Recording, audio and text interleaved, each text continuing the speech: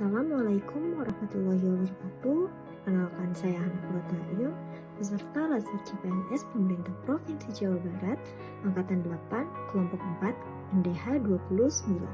Pada kesempatan kali ini, saya akan menampilkan video terkait Dinas Sumber Daya Air dan perwujudan Smart ASN. Selamat menyaksikan.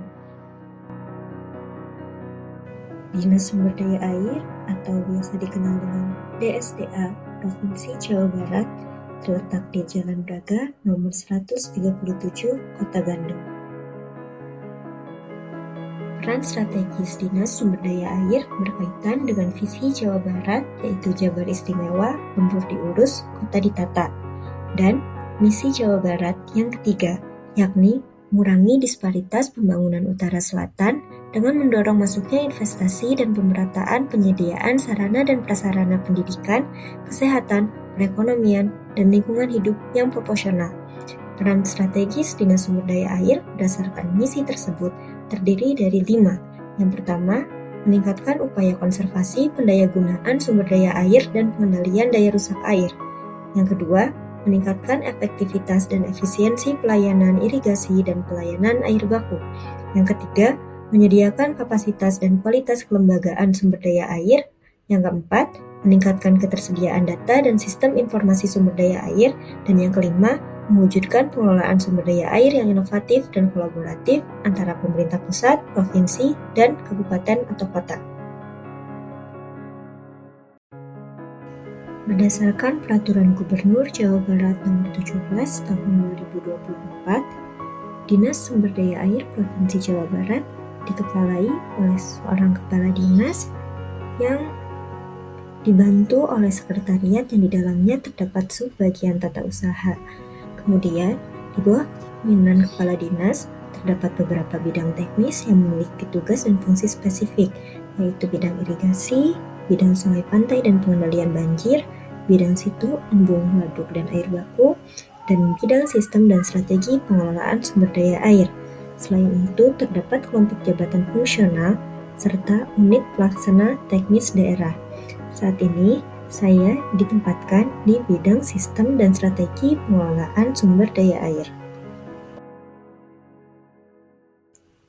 Bidang sistem dan strategi pengelolaan sumber daya air memiliki tugas pokok menyelenggarakan pengkajian bahan kebijakan teknis urusan pemerintahan, bidang pekerjaan umum, dan penataan ruang sub-urusan sumber daya air.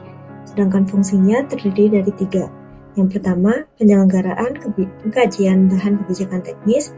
Yang kedua, penyelenggaraan pembinaan dan pengendalian teknis. Dan yang ketiga, penyelenggaraan evaluasi dan pelaporan bidang sistem dan strategi pengelolaan sumber daya air. Sebagai seorang pengelola sumber daya air ahli pertama, maka saya memiliki tugas untuk melaksanakan kegiatan pengelolaan sumber daya air yang kemudian dijabarkan melalui unsur kegiatan dan subunsur kegiatan.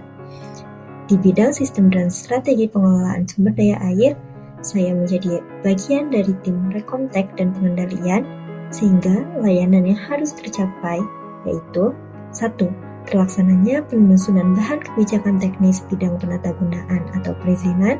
Yang kedua, terselenggarakannya penyusunan dan terbitnya rekontek izin pengusahaan SDA. Yang ketiga, terhimpun dan terkelola data serta tersusun laporan permohonan rekontek izin pengusahaan SDA. Yang keempat, tersosialisasikannya perizinan izin pengusahaan SDA. Dan yang kelima, terkendalinya pemanfaatan sumber daya air dan sepadan sumber daya air. Kemudian, untuk memastikan kinerja pelaksanaan tugas menjadi lebih baik, maka dilakukan perwujudan Smart ASN dengan cara yang pertama, tegas menolak segala bentuk suap, gratifikasi, dan praktik korupsi.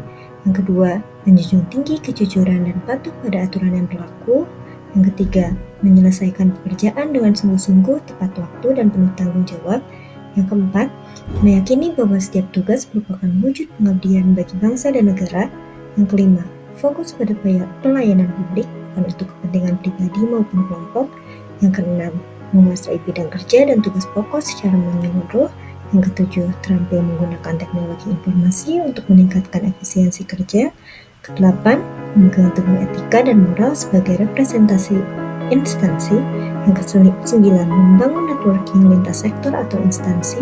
Yang ke-10, mandiri, berani mengambil inisiatif, dan adaptif terhadap perubahan.